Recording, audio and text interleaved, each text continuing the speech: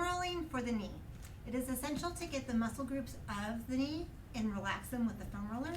So what you want to do is you start with your hamstrings. So isolating one leg at a time, you're only going to do a few inches, so you're going forward and back controlled. So having your body up, supported on one leg, and then you're foam rolling the other leg.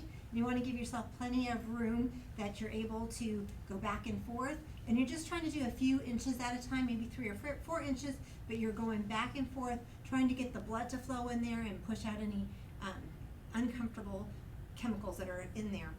Once you get through that hamstring, you can start low. You can go all the way to the glute.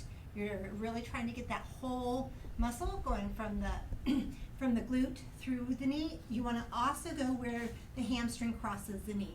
So this is tender. You want to be very careful and just put mild pressure on there, but you can modify the pressure by taking your body weight off.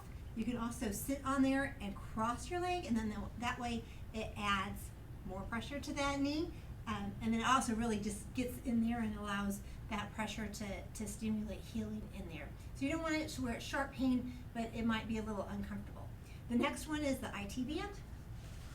This one you're going over on your side. You want to support yourself with the other leg, and then your IT band is on the foam roller. And again, you're just doing a few inches at a time, so you're going up and down, and you're going all the way to the pelvis as well as far as you can through the knee, so that you're getting mobility into there, and you're doing that for about 2 minutes. Then you switch over to the quad. And so I'm going to show you this quad so you can see it better, but you're just doing, again, a couple inches at a time. You're going all the way from the top of the hip and then going all the way down to the knee, not doing the kneecap. That's never fun to do the patella. And then the last one is doing the calves and the shins. You can also add in this, so you're doing the front of your lower leg and then doing that again for 2 minutes and adding pressure that's appropriate for you. So that's foam rolling for your knee.